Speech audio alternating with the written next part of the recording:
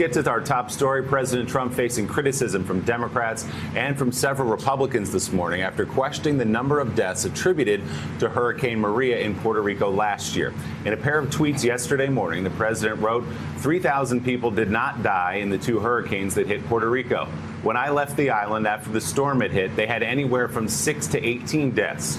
The president argued the report, which put the death toll at nearly 3,000, was done by the Democrats in order to make him look as bad as possible, he says. Florida Governor Rick Scott, who's been endorsed by Trump in his bid for the Senate, tweeted yesterday, I disagree with POTUS. An independent study said thousands were lost, and Governor Rosselló agreed. I've been to Puerto Rico 7 times and saw devastation firsthand. The loss of any life is tragic. The extent of lives lost as a result of Maria is heart-wrenching. I will continue to help Puerto Rico. By the way, Willie, obviously a lot of huge races in Florida, as Tim Russert has said this year. Florida. You look at the governor's race and you look at the Senate race, it is Florida, Florida, Florida. Absolutely. But Puerto Rico is a huge issue in the state of Florida, whether you're a Republican or whether you're a Democrat, especially in Central Florida, Willie.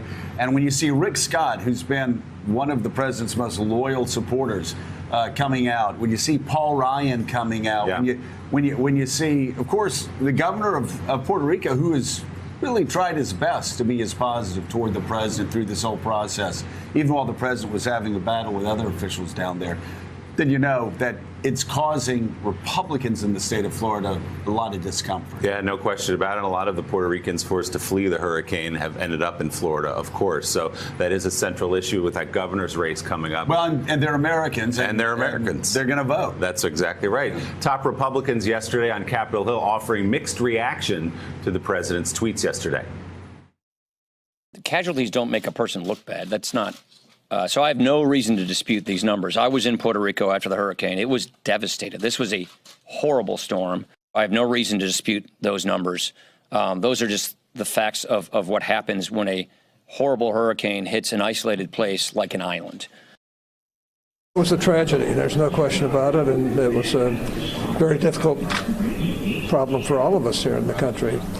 And we should do everything we can to help people in those kind of circumstances. I would hope he's not saying that Democrats are to blame for the death toll, but there has been almost like a rush to try to make a Katrina moment for the president, to say that was really toxic for President Bush, that how he handled the storm. And so let's see if we can do that to President Trump as well. I really don't know the number of deaths, but it was certainly more than 16, whatever the initial reports were. There's a big difference between 16 and 3,000. I don't know who picked the number 3,000. I don't know how they arrived at the information. I'd like to know more. The White House press office put out a statement following the president's tweet. It reads in part, as the president said, every death from Hurricane Maria is a horror. President Trump was responding to the liberal media and the San Juan mayor, who sadly have tried to exploit the devastation by pushing out a constant stream of misinformation and false accusations. But Willie, this was a study, actually. George Washington University. A GW study that actually Rick Scott and other Florida officials agree with. That Rick Scott said thousands of deaths from the storm. Yeah, and that was an independent study conducted by George Washington University, and unclear exactly, at least, why the president wants to dredge up, which was a story that was horrible for the people of Puerto Rico, quite obviously, and not a good one for the president himself either. Well, it goes back to the central theme of this presidency. It is all about Donald Trump. No matter how many people have died, no matter how many people and families have been affected by a horrific tragedy, he brings it back to how it makes him feel. And that's very sad. It's a very sad moment for our country. You know, Mike, Republicans have an uphill battle for this fall. I think? Yes. The president's approval numbers are back down into the 30s. We've now got a double-digit congressional ballot test, intensities up there. And every day, Republicans on Capitol Hill, at least the ones that I'm talking to, other people that are helping in campaigns, are just saying, we just wish he would stay out of the way. Like, those Florida races are tough. You get the president tweeting something like this in the morning because he's upset. I know people say his tweets don't matter. I've stopped reading most of them. But if you're a Republican trying to get elected, especially in the state of Florida, the president's just put you behind the 8 ball for the entire news cycle. Well, let's say you're a Republican running in the state of Mississippi. You've got a pretty good economy. Unemployment is down. the future looks even more brighter than today does. And all of a sudden, the President of the United States proves once again that he's a very small man. Yeah. And a lot of people, Republican, Democrat, Independent, I don't care, you get tired of being tired of the tweets. You get tired of being tired of his sense of victimization. That it is, as Elise said, it's always all about him. Well, and I also think what we learned in the conversation we had yesterday with a wonderful group of people here in Oxford, and a lot of Trump supporters. Yes, and you. By the way, Pat. She said, "Bless your heart," and wink. That's not a compliment. Oh, you got to bless your heart. I got a wink and a bless your heart. She got a wink. Really, the wink was just like it wasn't even like a. It was one of those little winks. The wink is the knife twisted after it's been inserted. Chills down my spine. I loved Pat, I said, actually. Mika, you're a Yankee. That's not a compliment. No, but you get a real sense that the center of this presidency is what you said, but also on the truth being so devalued that everything is in question. Former Vice President Joe Biden also weighed in on the president's claim of the death toll in Puerto Rico as a result of hurricanes during a speech in Washington that was on the topic of labor and the economy. Biden, who was reportedly mulling a run for the presidency in 2020, mocked Trump for his comments.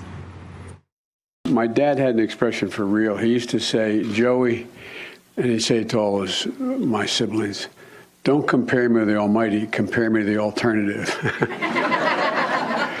I guess that's the only reason I'm looking okay these days, the alternative. But and by the way, there are no problems in America. Everybody's doing well. Things are fair and decent, and no one died in Puerto Rico. Yeah. So Eddie, again, we're talking about Puerto Rico this morning. It mattered. Obviously, it's going to be mattering in the state of Florida. Right now, though, there's a hurricane that's crashing on shore in North Carolina. That's what a lot of people are concerned about. And we think back to past hurricanes. Right. The failure of George H.W. Bush with Andrew in South Florida. It cost him dearly. And, of course, we all know around here about Katrina and what that cost George W. Bush. And I will say, I'm not exactly sure where Puerto Rico fits in there, but you do have several studies where thousands of people have died. Even Republicans are saying thousands of people have died. Just seems to me somebody could get to the president and say, if anything, just do no harm. Right. Let these Republicans run their races without you making it harder for them every day. We're in the fight for our life, Mr. President. Right. And if they lose, Nancy Pelosi is going to have the power of the subpoena. Let's go golf. Right? Yeah, you would think that. But, I tend to hold a view that Donald Trump struggles to be decent. That's about as generous as I could say it. And in this moment, to lack empathy, to think about a disaster that's bearing down on the Carolinas and to not think about that and instead think about whether or not you're to blame for the disaster that happened in Puerto Rico, suggests a kind of narcissism that blunts his capacity to think about the suffering of others. But then there's this other part of it, Joe, that's really interesting, at least to me. There's all of this chaos from the Woodward book to the anonymous op-ed. Right. And there's this view that the White House is chaotic. And when you read the book and you read the stuff, you think that the administration is just simply dysfunctional. And then you combine that dysfunction with the impending disaster, then you worry whether or not they're going to be prepared to deal with all of the death and the destruction. And so he's talking about who's the 16, 18. We know 3,000, close to 3,000 people died.